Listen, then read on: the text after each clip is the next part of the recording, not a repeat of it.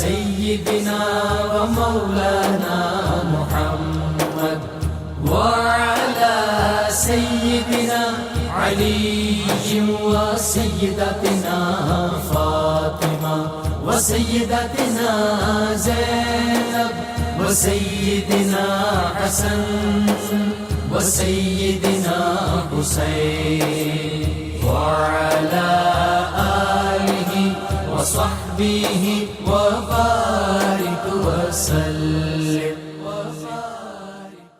اللهم صل على سيدنا ومولانا محمد صاحب التاج والمعراج والبراق والعلم دافع البلاء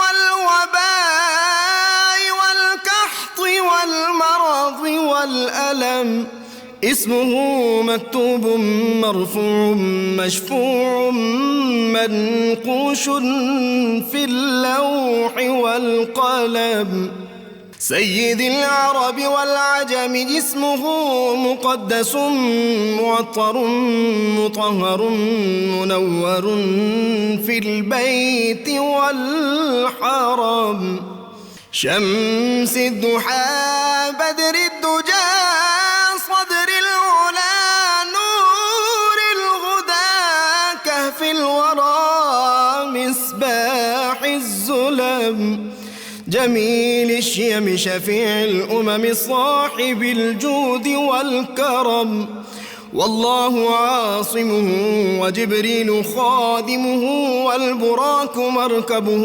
والمعراج سفره وفوق سدرة المنتهى مقامه وقاب قوسين مطلوبه والمطلوب مقصوده والمقصود موجود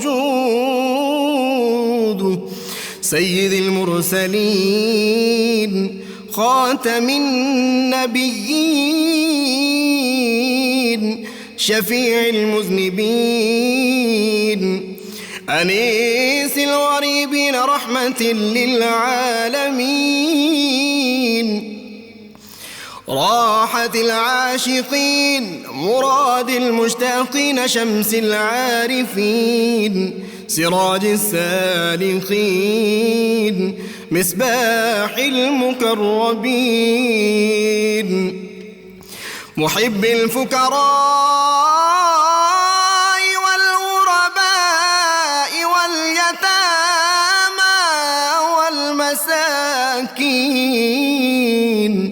سيد الثقلين نبي الحرمين إمام القبلتين وسيلتنا في الدارين صاحب قاب قوسين محبوب رب المشرقين ورب المغربين جد الحسن والحسين مولانا ومولى الثقلين سيدنا أبي القاسم محمد بن عبد الله نور من نور الله يا أيها المشتاقون بنور جماله بلغ العلا بكماله كشف الدجى بجماله حصنت جميع خصاله صلوا عليه وآله وأصحابه وسلموا تسليما اللهم صل على سيدنا ومولانا बिस्मिल्लाहिर्रहमानिर्रहीम। अस्सलाम वालेकुम नाज़रीन, प्रोग्राम सुबह नूर के साथ आपका मेज़बान नज़ीर अहमद गाज़ी हाजिर है। नाज़रीन किराम, हज़रत अबू अनीस मोहम्मद बरकत अली साहब रहमहुल्लाह की मशहूर तालीफ़ अस्माउन नबील करीम सल्लल्लाहु अलैहि वसल्लम से एक इसमें मुबारक पढ़ने की सआदत हासिल कर रहा हूँ।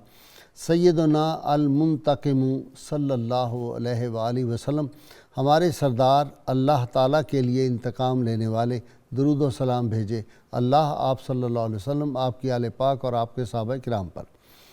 المومنین عائشہ صدیقہ طیبہ طاہرہ رضی اللہ تعالی عنہا بیان فرماتی ہیں کہ حضور نبی کریم صلی اللہ علیہ وسلم نے اپنے دست اقدس سے نہ کبھی اپنے کسی خادم کو مارا اور نہ ہی اپنی ازواج مطہرات میں سے کسی کو مارا۔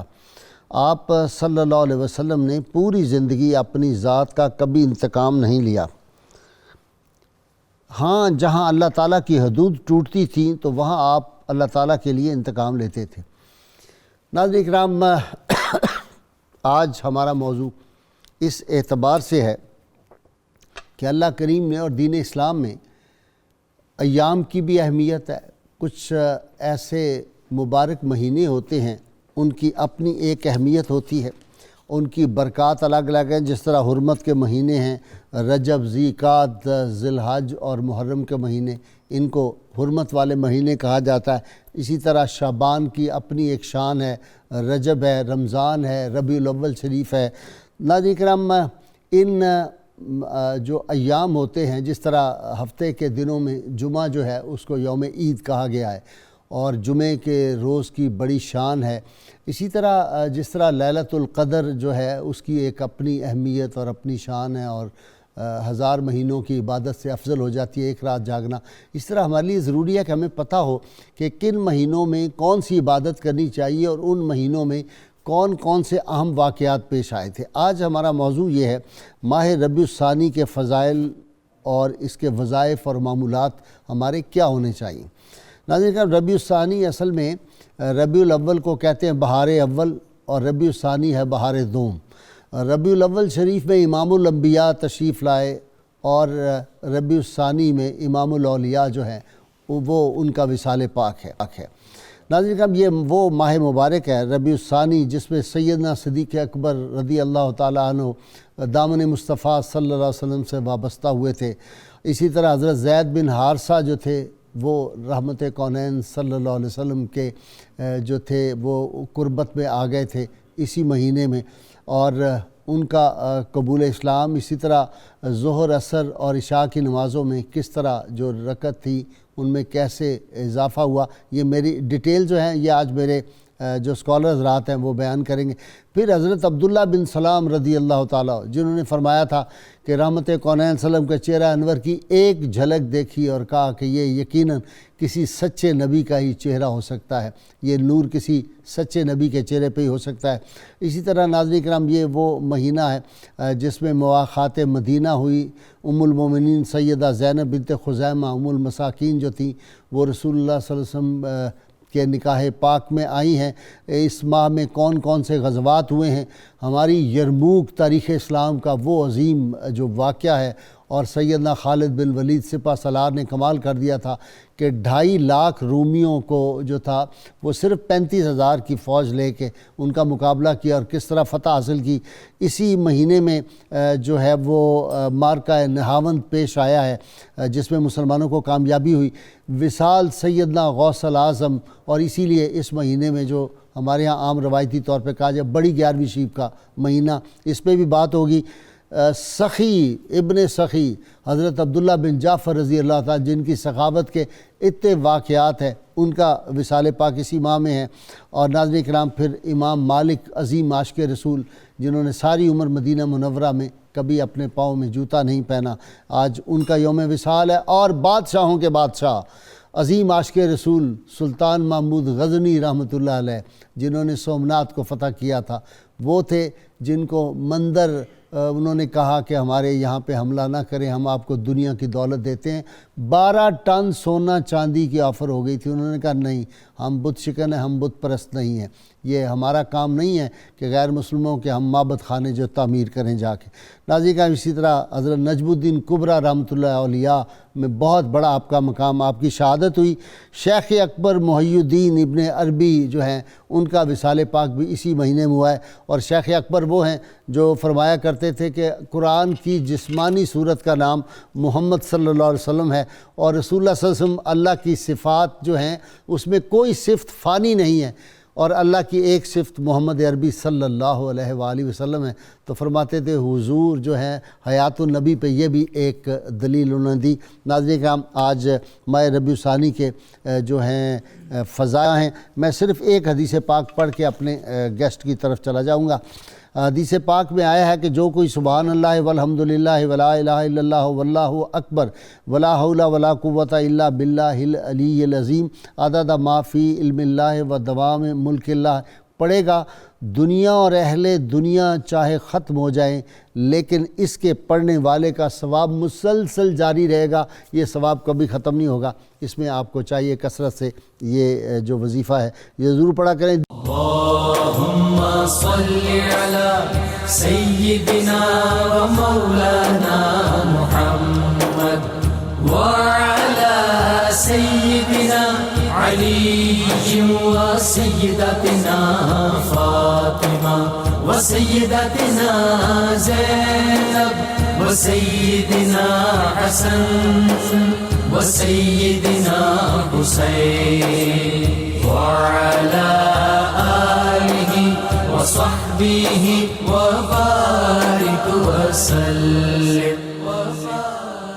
اللہم صلی علی سیدنا و مولانا محمد وعلی سیدنا علی و سیدتنا فاطمہ و سیدتنا زینب و سیدنا حسن و سیدنا حسین وعلی آلہ وصحبہ وبارک وسلم۔ علامہ صاحب، ربیع الثانی کے فضائل۔ بسم اللہ الرحمن الرحیم۔ اللہ تعالیٰ نے جب کائنات ارضی و سماوی کو تخلیق فرمایا تو اس وقت کے ساتھ ہی اس کا دن اور رات کا سلسلہ شروع فرما دیا۔ ابتدا سے ہی سورج کی تخلیق ہوئی، چاند کی بھی تخلیق ہوئی، جیسے آسمان بنا اور اس کے اوپر ستارے اللہ تعالیٰ نے مزین کیے، زمین بنی تو اس کو پہاڑوں کے ساتھ مزین کیا اور ان کو میخوں کا درجہ بھی دیا۔ تو زمین کے اوپر چونکہ چاند اور سورج کی روشنی آتی ہے تو بار بار آتی ہے، تو اللہ تعالیٰ نے ابتدا سے ہی اس کی تخلیق میں یہ چیز شامل کر دی کہ ہم نے اس زمین کے اوپر سورج اور چاند گزرنے کے پہلے دائرہ میں لانے کے لیے 12 ماہ مقرر کر دیے ہیں۔ تو یہ حکم قرآن سے ہے کہ اللہ تعالیٰ کے ہاں 12 مہینے ہیں اور ان میں سے خاص طور پر 4 حرمت والے ہیں۔ اچھا، پوری دنیا میں بھی پھر 12 ہی مہینے؟ 12 مہینے، دیگر مذاہب میں بھی 12 ہیں؟ ہر مذہب کسی میں 14 نہیں ہوئے، کسی میں 11 نہیں ہوئے۔ ہر ایک نے جس نے سورج کے ساتھ یا چاند کے ساتھ جو بھی اپنا سیٹلمنٹ کیا ہے انہوں نے مہینے 12 ہی رکھے ہیں، چونکہ یہ ابتدا سے قادر مطلق کی طرف سے بدیت کیے گئے ہیں۔ ربیع الثانی شریف کے حوالے سے اگر ہم بات کریں تو ربیع الثانی شریف جو ہے یہ ان 12 ماہ میں سے چوتھا مہینہ ہے، تو اس کو دوسری بہار کہا جاتا ہے۔ نبی کریم رؤوف رحیم صلی اللہ علیہ وسلم کی آمد کا پہلی بہار ہے اور حضور غوث پاک رضی اللہ عنہ سے جو منسوب ہے، اور ظاہر ہے کہ آپ سے پہلے سے یہ نام چل رہا ہے، تو اس کی ایک بہار یہ بھی ہے کہ اس میں غوث پاک کا وصال ہے۔ اللہ تعالیٰ سے وصال حق جو ہے یہ یقیناً ان کے لیے باعث رحمت تھا اور باعث خیر و برکت ہے۔ ربیع الثانی شریف حضور صلی اللہ علیہ وسلم کی ظاہری حیات طیبہ میں بھی بہت ہی اہمیت کا حامل رہا ہے، اور صحابہ اکرام کے بھی بہت اہم ترین واقعات اس مہینے کے اندر ہمیں رونما ملتے ہیں۔ تو کئی غزوات کا تذکرہ جو ہے وہ اس مہینے کی مناسبت سے ملتا ہے، جس میں غزوہ بوات ہے، دومۃ الجندل سے واپسی ہے آپ کی، اسی طرح غزوہ ذی قرد ہے، اور دیگر آپ نے جو سرایا روانہ فرمائے جن میں سریہ محمد بن مسلمہ ہے، سریہ ابو عبیدہ بن جراح ہے، اور دیگر سرایا جو حضور صلی اللہ علیہ وسلم وقتاً فوقتاً حضرت مولا علی کا سریہ۔ یہاں کلیئر کر دیں ہمارے ناظرین کے لیے، بعض اوقات ہر آدمی کو تو نہیں پتہ ہوتا، غزوہ وہ جنگ ہے جس میں آپ صلی اللہ علیہ وسلم نے خود سربراہی فرمائی ہو، اور سرایا وہ ہے جو صحابہ کو بھیجا ہوا، جس کی آپ نے پلاننگ کر کے روانہ فرمایا۔ ذرا میں نے کہا کلیئر ہو جائے۔ بالکل۔ تو اس طرح یہ ہوا کہ حضرت مولا علی رضی اللہ عنہ کا سریہ بھی آپ نے روانہ فرمایا 9 ہجری میں، حضرت خالد بن ولید کا بھی ایک سریہ آپ نے 10 ہجری کے اندر روانہ فرمایا۔ تو اس طرح یہ ایک سلسلہ جو ہے وہ چلتا رہا، یعنی یہ مہینہ اصل بات یہ ہے کہ خوشی کا بھی ہے لیکن اس کے ساتھ ساتھ جہد مسلسل کا بھی ہے، واہ، کوشش جسمانی کامیابیوں کا بھی ہے، کامرانیوں کا بھی ہے. بالکل.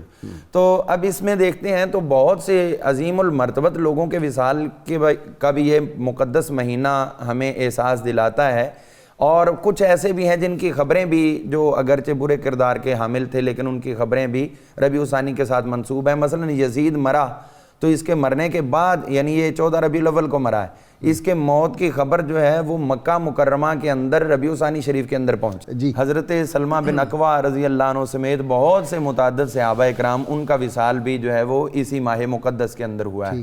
اور خصوصیت سے میں یہ ذکر کرنا چاہوں گا، 2 کردار جو ہیں وہ اس مہینے کے ساتھ خصوصی مناسبت رکھتے ہیں. پہلے تو اعمال میں جو شعائر اسلام میں سب سے اہم ترین شعار سمجھا جاتا ہے وہ ہے اذان.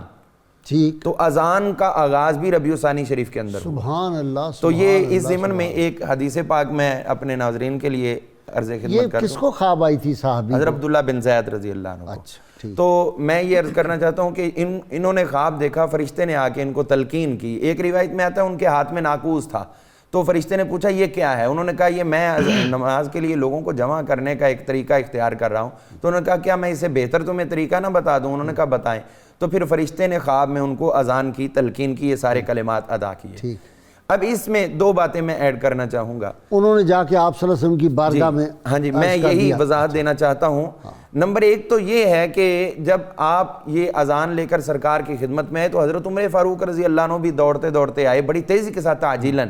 تو انہوں نے کہا کہ حضور یہی کلمات جو ہیں وہ خواب میں مجھے بھی دیے گئے ہیں. اب صحیح ابن خزیمہ کی پہلی جلد کے اندر یہ موجود ہے، المستدرک کے اندر بھی موجود ہے، نصب الرایہ وغیرہ دیگر کتب میں یہ موجود ہے کہ جب حضرت بلال حبشی رضی اللہ عنہ پہلی اذان دی تھی تو اس میں جو کلمات آپ نے بولے تھے اشہدو ان لا الہ الا اللہ کے بعد حی علی الصلاۃ بولا تھا. اچھا، تو حضرت عمر فاروق رضی اللہ عنہ فوراً وہاں پہ بولے، وہاں پہ بولنے لگے. آپ نے کہا کہ اللہ کا نام لیا تو حضور کا نام چھوڑ دیا ہے. کل فی اثرہا، کل فی اثرہا اشہد ان محمد رسول اللہ، اشہد ان لا الہ الا اللہ کے پیچھے تم اشہد ان محمد رسول اللہ کے الفاظ بولو. اب حضرت بلال چونکہ حالت اذان میں تھے، اور یہ بات سمجھ لینی چاہیے کہ حضور کی خدمت میں رہنے والوں کا نور بصیرت بہت زیادہ بڑھ چکا ہوتا ہے. ان کو یہ پتا تھا کہ دوران اذان ہم نے گفتگو نہیں کرنی، تو استفسارن حضور سے پوچھا نہیں ہے بلکہ استفسارن استفہامیہ نظر سے سرکار کی طرف دیکھا. تو آپ نے خود فرمایا کل ما امرا کا عمر، بلال جو عمر نے تمہیں حکم دیا ہے اسی کے مطابق کرنا شروع کر. اور غازی صاحب یہاں پہ پر لطف بات یہ ہے کہ حکم تو خود اللہ اور اس کے رسول کا ہے، ان کی موجودگی میں تو کسی اور کا حکم ہو ہی نہیں سکتا.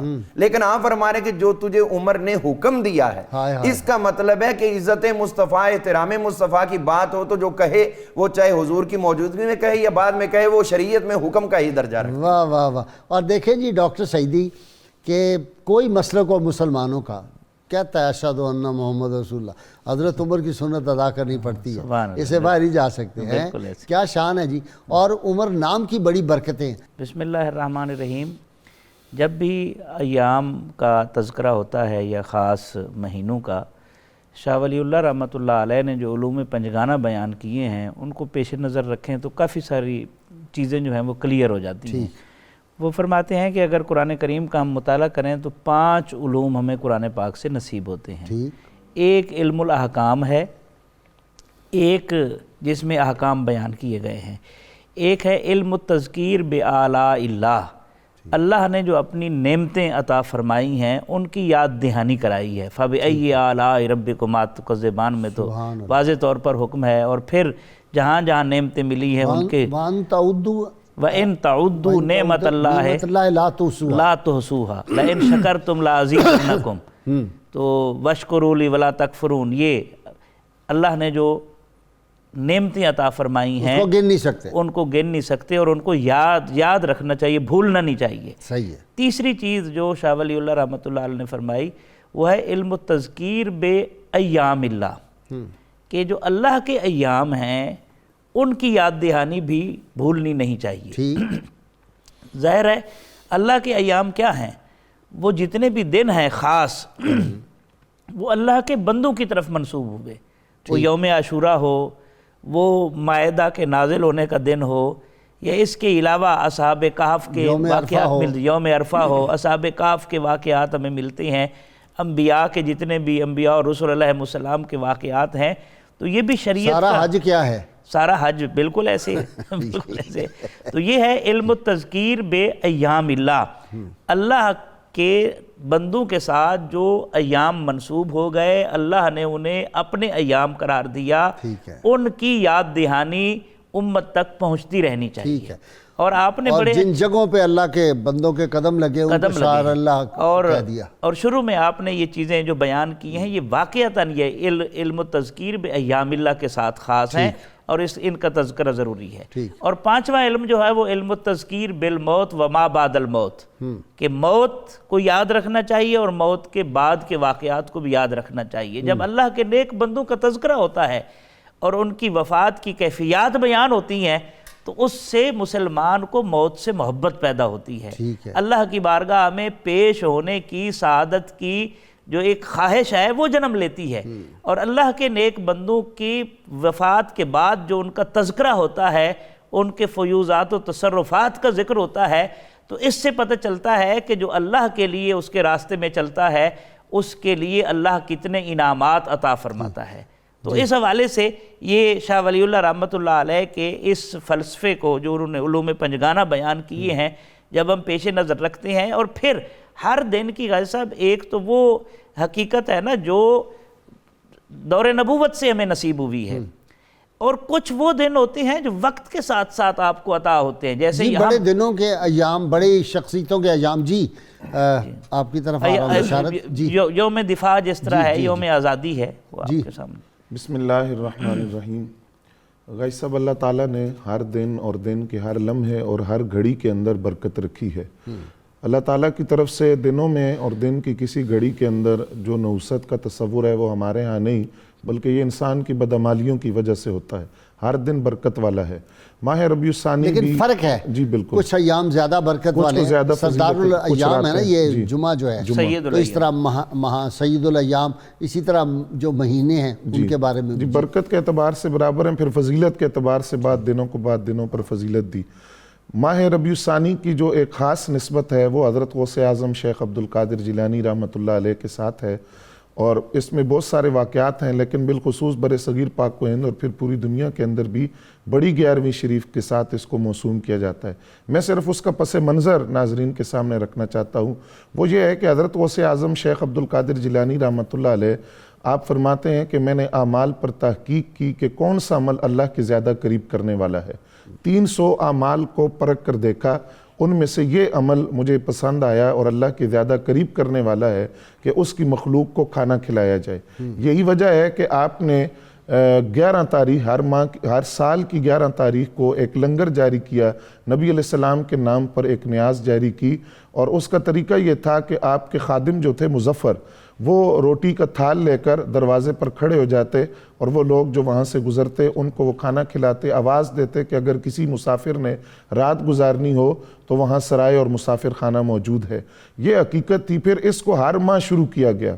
اتفاق یہ ہے جیسا کہ شیخ محقق شیخ عبدالحق محدث دہلوی رحمۃ اللہ علیہ نے لکھا کہ اتفاق حسن اتفاق اور 11ویں کی مقبولیت اللہ تعالیٰ کی بارگاہ کے اندر کہ حضرت غوث اعظم شیخ عبد القادر جیلانی رحمۃ اللہ علیہ کا جو وصال ہے وہ بھی 11 ربیع الثانی کو ہوا. اور دوسری بات غازی صاحب اس میں ہے کہ جو یہ 11ویں شریف آپ نے شروع کی, اس کی مقبولیت اللہ تعالیٰ کی بارگاہ میں, اور آپ خود فرماتے تھے کہ درہم اور دینار آتے ہیں تو خدا جانے میری ہتھیلی میں کچھ سوراخ ہے کہ وہ ٹکتا ہی نہیں, اور شام تک وہ آپ خرچ کر دیتے تھے.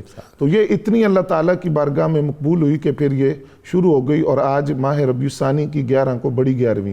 اس کی مقبولیت کا اندازہ اس بات سے لگائیں, ملا جیون رحمۃ اللہ علیہ لکھتے ہیں کہ ہر ولی کا عرس جو ہے وہ سال بعد ہوتا ہے, لیکن حضرت غوث اعظم شیخ عبد القادر جیلانی رحمۃ اللہ علیہ کی یہ امتیازی شان ہے کہ ان کا عرس ہر ماہ منعقد ہوتا ہے, اور ہر ماہ کی 11 تاریخ کو ان کا عرس منایا جاتا ہے.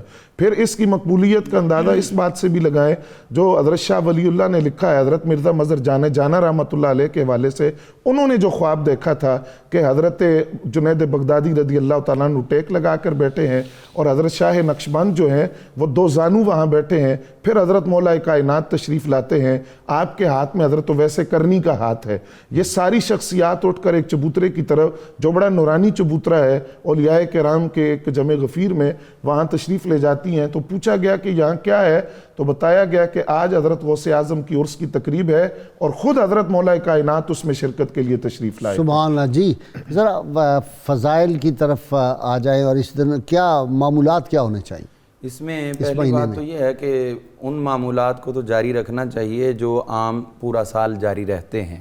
مثلا نمازوں کا, نوافل کا زیادہ اہتمام کرنا, ایام بیض ہیں جن میں نہیں, اس میں وہ رکعتیں جو زیادہ ہوئی وہ کیا ہوا؟ جی میں وہ عرض کرتا ہوں. یہ چیزیں جو ہے روزمرہ معمول میں ہیں. اگر ہم اس کے اعمال جو اس کے فضائل میں آتے ہیں ان کا تذکرہ کریں تو اس کے اندر یہ ہے کہ اس مہینے سے پہلے جو مکی زندگی سرکار دو عالم صلی اللہ علیہ وسلم کی گزری تھی اور جب نمازیں فرض ہوئیں تو اس میں 2 رکعتیں فرض تھیں. ٹھیک. تو معراج شریف میں 2 رکعتیں, 2 رکعتیں. اور اس کے بعد جب یہ مہینہ مقدس آیا ہجرت کے بعد, اذان کی ابتدا ہوئی تو اس کے ساتھ ساتھ یہ بھی کیا گیا کہ 3 نمازیں جو ہیں جن میں ظہر, عصر اور عشاء, ان کی رکعتیں بڑھا دی گئیں, 4 کر دی گئیں, اور فجر کی 2 رکھی گئیں, اور مغرب کی جو ہے وہ 3 رکھی گئی. اس کے اندر کچھ حکمتیں ہیں جن میں پہلی حکمت فجر کی 2 رکھنے کی حکمت یہ ہے کہ اس کے اندر قرأت قرآن طویل ہوتی ہے, تو لہٰذا وہ 4 کی جگہ پہ 2 کفایت کرتی ہیں. حضور صلی اللہ علیہ وسلم نے اس کو برقرار رکھا ہے. تو مغرب جو ہے اس کی نماز کو حضور صلی اللہ علیہ وسلم نے دن کے وطر قرار دیا ہے. تو وطر تو کہتے ہی طاق کو ہیں, تو اسی لیے جو عشاء کے بعد کے وطر ہیں وہ رات کے شمار ہوئے. اور اس میں چونکہ حضور صلی اللہ علیہ وسلم سے ثابت ہے سبی اسم ربک الاعلی, قل یا ایھا الکافرون اور قل اللہ احد کا پڑھنا 3 رکعتیں, تو اس کے ساتھ ساتھ جو ہے وہ جو مغرب کے فرض ہیں ان کو بھی وطر قرار دے کر 3 رکعتیں کر دی گئیں. کیونکہ اگر وطر لفظ نہ ہوتا تو پھر اس کو 3 نہیں کہا جانا تھا, وہ وطر کا اطلاق ہی 3 کی وجہ سے. اب جن کی 4 ہوئی وہ اس لیے ہوئی چونکہ یہ 2 نمازیں جو ہیں ظہر اور عصر یہ دن کے درمیان کی ہیں, اور عشاء جو ہے وہ رات کے درمیان کی ہے. جو فجر اور مغرب ہے یہ کناروں کی نمازیں ہیں, یعنی دن اور رات کے کناروں کی, لہٰذا ان کا سلسلہ الگ رکھا گیا اور ان کا الگ کر دیا گیا. تو اس کے بعد جو سفر میں اس کو بھی برقرار رکھا گیا, 2 کر کے آپ جو ہے 2 گانا ادا کریں گے سوائے مغرب کی نماز کے, اس کی 3 ہی پڑھی جائیں گی. تو اس کے اندر ایک اور بھی چیز ہے, وہ جو نماز کے اندر ہم ہر رکعت میں 2 سجدے کر دیے گئے. وہ ایک سجدہ جو حکم ربی کے پر عمل کے طور پر تھا, اور دوسرا سجدہ جو ہے شکرانہ کے طور پر تھا, جو اللہ تعالیٰ نے فرشتوں سے کہا تھا کہ حضرت آدم علیہ السلام سے وَإِذْ قُلْنَا لِلْمَلَائِكَةِ اسْجُدُوا لِآدَمَ فَسَجَدُوا إِلَّا إِبْلِيسَ. تو یہاں ایک ہی سجدے کی بات ہے کہ انہوں نے ایک سجدہ کیا. جب ابلیس راندہ درگاہ الہی ہوا تو فرشتوں نے اس بات پر شکر ادا کیا کہ اللہ نے ہمیں ہدایت پہ رہنے کی توفیق دی, اور اسے جان چھڑائی ہر دور کے ابلیس سے.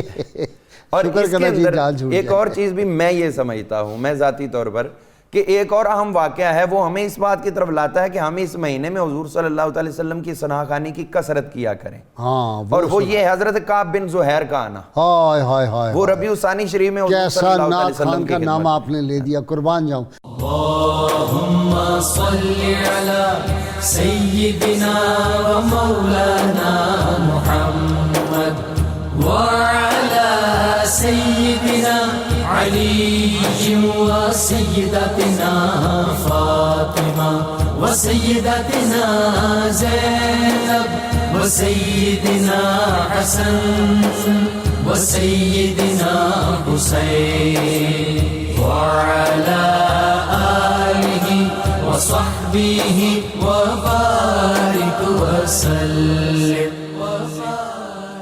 اللهم صل على سيدنا ومولانا محمد وعلى سيدنا علي وسيدتنا فاطمة وسيدتنا زينب وسيدنا حسن وسيدنا حسين وعلى آله وصحبه وبارك وسلم. زہیر بن ابی سلمہ بہت بڑے شاعر عرب کے تھے, اور وہ بات مجھے یاد آ گئی کہ ان کا ایک شعر تھا نا جو انہوں نے حروم بن سلطان کے لیے لکھا تھا, کعب بن زہیر کے والد. زہیر بن ابی سلیمان. تو حضرت عمر فاروق کی بارگاہ میں بیٹھے ہوئے تھے تو ایک آدمی نے شعر پڑھا اور جس کا مطلب یہ تھا کہ اگر آپ چاند کے علاوہ کچھ ہوتے تو آپ بدر کمال ہوتے, 14 رات کا چاند ہوتے. حضرت عمر جلال میں آ گئے, ان کا چپ کر جاؤ, یہ شعر صرف سرکار مدینہ صلی اللہ علیہ وسلم کے پڑھا جا سکتا ہے, کسی اور کے لیے نہیں. یہاں پہ آپ کی بات کو میں آگے بڑھاؤں, حضرت سیدنا ابو بکر صدیق رضی اللہ عنہ کا بھی جو واقعہ ہے وہ آپ کے بھی ہے, وصال کا بھی, تو اس میں بھی آپ نے حضرت ام المومنین کو یہ متوجہ کیا تھا کہ یہ روک دیا کی طرف ہے. تو یہ ہم لوگوں کو یستسقل غمام وابیض یستسقل غمام بوجہہ ثمال الجتام عصمت. چلے کعب بن زہیر حضرت کعب بن زہیر کا واقعہ جو ہے عوام کے لیے بڑا محبت والا ہے اور سننا بھی چاہیے, حقیقتاً ایسے ہی ہے. حضرت کعب بن زہیر جب ابھی حضرت نہیں بنے تھے تو حضور صلی اللہ علیہ وسلم کی کچھ انہوں نے حجب کرنے کی کوشش کی, تو حضور صلی اللہ علیہ وسلم کو ظاہر ہے یہ کسی کو بھی پسند نہیں عمل تھا, تو صحابہ اس پہ بڑے مضطرب تھے اور یہاں پر ان کے قتل کا جو ہے وہ آرڈر, جلال میں تھے, ان کے قتل کا آرڈر جو ہے وہ جاری ہو چکا تھا. اب یہ بھاگ گئے تو پیچھے ان کی بہن نے اور ان کے بھائی ایک اور بجیر تھے, انہوں نے ان کو خط لکھا کہ تم کہاں بھاگ رہے ہو, چھپ رہے ہو, حضور صلی اللہ علیہ وسلم کے صحابہ تمہیں کائنات میں کہیں بھی نہیں چھوڑیں گے, جو حکم ہو چکا ہے اس پہ عمل کر کے دکھائیں گے. اب بچنے کی ایک ہی جگہ ہے, وہ یہ ہے کہ جہاں سے یہ آرڈر ہوا ہے وہیں پہ آؤ. تو اسی لیے انہوں نے جب یہ کہا کہ اگر بچنا چاہتے ہو تو حضور کی خدمت میں حاضر ہو جاؤ, تو یہ مطلب ان کی خط و کتابت ہوئی. تو آخرکار یہ آ گئے اور راستے میں ایک قصیدہ لکھتے ہوئے آئے. تو جب یہ پہنچے مدینہ منورہ, فجر کی نماز کا ٹائم تھا, منہ اندھیرے کی بات تھی, تو اندر جا کے بیٹھ گئے مسجد کے حال میں. تو یہاں پر حضور صلی اللہ علیہ وسلم بیان فرما رہے تھے کہ کوئی بھی بڑے سے بڑا گناہ گار ہو, وہ آ کر معافی مانگے تو اللہ تعالیٰ اس کو معاف فرما دے گا, اس کے سارے گناہ معاف ہو جائیں گے. تو یہ کہنے لگے حضور کوئی بڑے سے بڑا گناہ گار ہو, آپ نے فرمایا ہاں بڑے سے بڑا.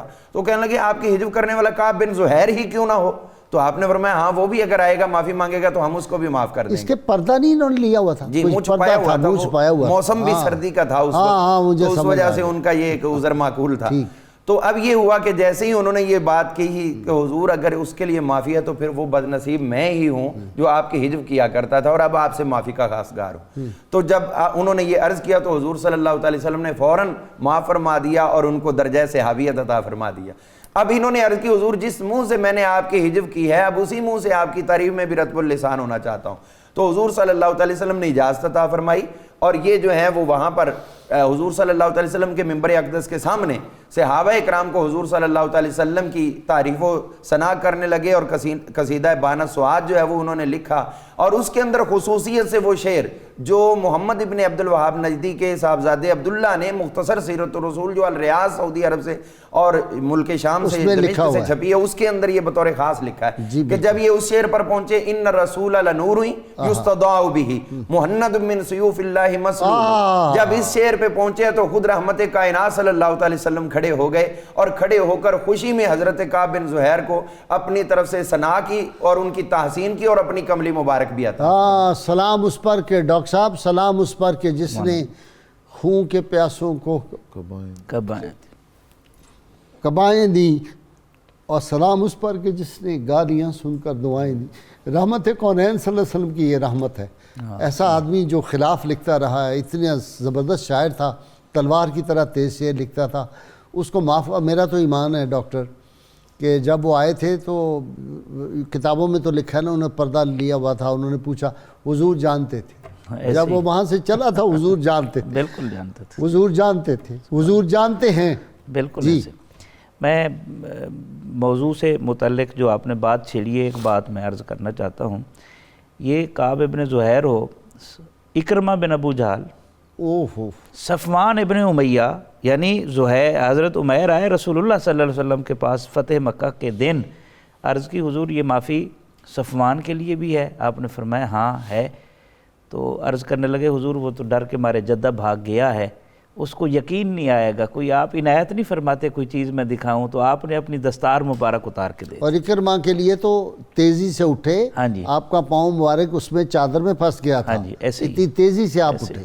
یہ حضور کا ہی ہے جی, ایسے ہی ہے. بس آگے چلیں جی. اچھا, میں اس حوالے سے جو آج کا مہینہ ہے ربیع ثانی, کچھ چیزیں بیان کی گئی ہیں. مثلاً بزرگوں نے بیان کیا ہے کہ سورہ طٰہٰ, مریم, مزمل, آیت الکرسی, یہ پڑھی جائیں، اس میں کثرت کی نوافل نوافل پہلی میں سورہ فاتحہ اور جی 5 مرتبہ پانچ سورہ مرتبہ کل شریف۔ اچھا، اس میں ایک بات ذہن میں رہنی چاہیے کہ کچھ وہ اعمال ہوتے ہیں جن کی شریعت میں اجازت دی گئی ہے۔ اب اگر کوئی کہے جی قرآن سے دکھائیں، حدیث سے دکھائیں، اب نوافل تو ویسے ہی نوافل ہے نا، تو بندہ جس طریقے سے کوئی پڑھنا چاہتا ہے اس کو پڑھ سکتا ہے، اور جو پڑھنا چاہتا ہے۔ یہ جو اعمال ان مہینوں میں بیان کیے جاتے ہیں یہ بزرگوں کا معمول ہوتا ہے۔ ٹھیک ہے، جب کسی کامل کے معمول کو آپ اپنا معمول بناتے ہیں تو آپ کے اعمال میں بھی برکت آ جاتی ہے۔ جی اپنا بشارت اس مہینے کی فضائل میں آ جاتے ہیں، برکات۔ جی غازی صاحب، اس سے پہلے میں کچھ اعمال جو صوفیاء سے منقول ہیں جی اس کے حوالے سے عرض کرنا چاہتا ہوں۔ جیسا ڈاکٹر صاحب نے بھی ارشاد فرمایا کہ پہلی 15ویں اور 29 تاریخ کو 4 رکعت پڑھے اور سورہ فاتحہ کے بعد 5 مرتبہ ہر رکعت کے اندر سورہ اخلاص پڑھے۔ ٹھیک ہے، اور اس سے کیا ہوگا کہ 1000 اس کو نیکیاں لکھی جائیں گی، 1000 گناہ مٹا دیے جائیں گے، اور جنت کے میں 4 حوریں اس کے لیے لکھی جائیں گی۔ دوسرا عمل یہ ہے کہ جو اس کی 14ویں شب ہے اس کو 4 رکعت نفل پڑھے، اور قرآن سے جو یاد ہو وہ اس میں پڑھے۔ اس کے بعد یا بدو ہو اور یا بدی ہو، یہ جو نام ہے ان کا ورد کرے۔ پھر اسی طرح اس ماہ کی جو 15 تاریخ ہے اس میں نماز چاشت کے بعد 14 رکعتیں 2 کر کے پڑھے، اور سورہ فاتحہ کے بعد سورہ الگ پڑھے۔ تو اس میں انہوں نے لکھا ہے کہ وہ پورا سال امن میں اور حفاظت میں رہے گا۔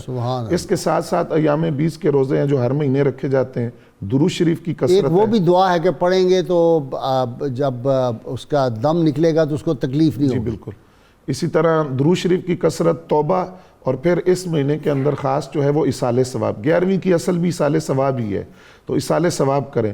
جب ہم اصال ثواب کریں گے تو خاص طور پر ان شخصیات کو بھی سامنے رکھیں کہ اس مہینے کے اندر جن کا وصال ہوا۔ اس میں سب سے پہلی بات حضرت عبداللہ رضی اللہ تعالیٰ عنہ حضور صلی اللہ علیہ وسلم کے صاحبزادے، ان کا وصال بھی ماہ ربیع الثانی میں ہوا۔ پھر اس کے ساتھ حضرت ابو درداء رضی اللہ تعالیٰ عنہ، صحابی رسول، بڑے جلیل القدر صحابی رسول، جن کو نبی علیہ السلام نے حکیم الامت کا خطاب عطا فرمایا، اور ان کے بارے میں حضرت مسروق رضی اللہ تعالیٰ عنہ فرماتے ہیں تمام صحابہ کرام کا علم جن صحابہ کرام کے سینوں میں جمع کیا گیا تھا ان میں ایک حضرت ابو درداء رضی اللہ تعالیٰ عنہ ہے، اور حضرت معاذ بن جبل رضی اللہ تعالیٰ عنہ نے پردہ فرماتے ہوئے جن صحابہ کرام کے بارے میں فرمایا تھا کہ اب فقہی مسئلہ ان سے پوچھا جائے گا، ان میں حضرت ابو درداء رضی اللہ تعالیٰ عنہ کا نام بھی ذکر کیا۔ اور نبی علیہ السلام کے وصال کے وقت جن 4 صحابہ کرام کو قرآن مجید جمع کرنے کا اعزاز حاصل تھا اور جنہوں نے براہ راست نبی علیہ السلام سے قرآن حفظ کیا تھا، ان میں حضرت ابو درداء رضی اللہ تعالیٰ عنہ شامل ہیں۔ پھر اسی طرح اس ماہ مقدس کے اندر حضرت حبیب اجمی رضی اللہ تعالیٰ عنہ کا عرس ہوتا ہے۔ آپ امام حسن بصری کے مرید ہیں، اور آپ کے جو خلیفہ ہیں وہ حضرت داؤد طائی ہیں۔ پانی پہ چلتے ہیں۔ جی بالکل۔ اور کیا سچ اتنا بولتے ہیں، کہتے ہیں اندر ہے امام حسن بصری، پولیس والے آتے ہیں حجاج بن یوسف کہتے ہیں اندر ہی ہے، پھاڑ لو۔ جی بالکل۔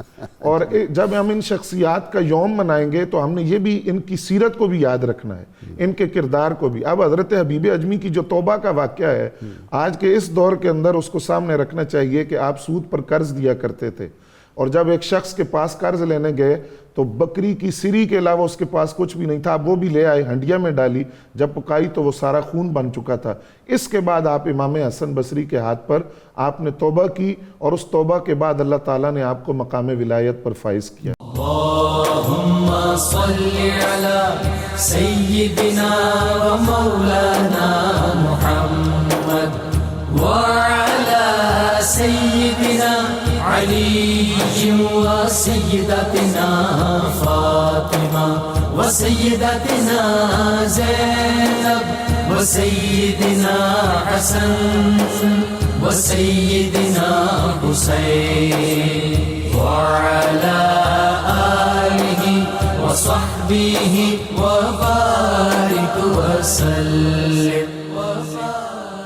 اللہم صلی علی سیدنا و مولانا محمد وعلی سیدنا علی و سیدتنا فاطمہ و سیدتنا زینب و سیدنا حسن و سیدنا حسین وعلی آلہ و صحبہ و بارک وسلم. اس ماہ مبارک میں جی کیسے عاشق رسول جو تھے وہ دنیا سے گئے، حضرت عبداللہ بن جعفر اور امام مالک دو. جی یہ یقیناً عشق و محبت کے استعارے ہیں. دونوں شخصیات آنے والوں کے لیے رہنمائی کا کام دیتے ہیں.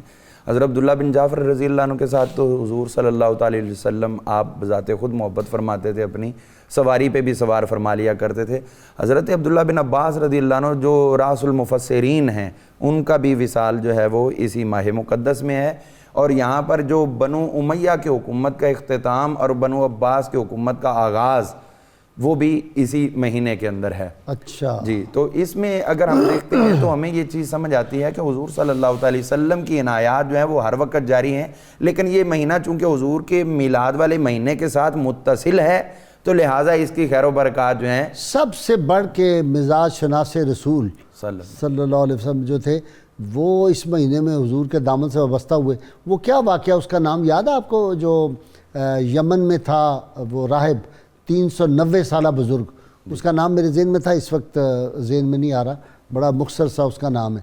تو اس کے پاس سیدنا صدیق اکبر جب گئے وہ خواب پوچھنے کے لیے، تو اس نے کہا تمہارا نام کیا ہے؟ انہوں نے اپنا نام بتایا، والد کا نام کہا ابو قحافہ، کس خاندان سے ہو، سارا کچھ پوچھ کے نا اس نے کہا بات سنو، پیٹ سے مجھے دکھاؤ اپنے وہ نشانی.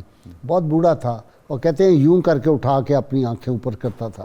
اس نے کہا میری 390 سال عمر ہو گئی ہے اور میں نے اپنی پرانی کتابوں میں پڑھا ہے جو نشانیاں تمہارے اندر، وہ نشانیاں پیغمبر آخر الزمان آ چکے ہیں، تم ان کے وزیر ہوگے، ان کے ڈپٹی ہوگے، اور تمہارے ساتھ ایک اور ہوگا، اس کا نام عمر ہوگا. اور یہ باتیں ساری انہوں نے بتائی. ان کے بعد خلافت ہوگی، تم حکمران بنو گے. سیدنا صدیق اکبر وہاں سے آئے، آ کے پتہ کیا، وہ ابو جہل اور سارے آئے. انہوں نے کہا سنا ہے بڑی بری خبر ہے کہ محمد صلی اللہ علیہ وسلم نے اعلان کر دیا ہے نبوت کا. تو آپ نے کہا اچھا. آپ چلے گئے حضور صلی کی بارگاہ میں.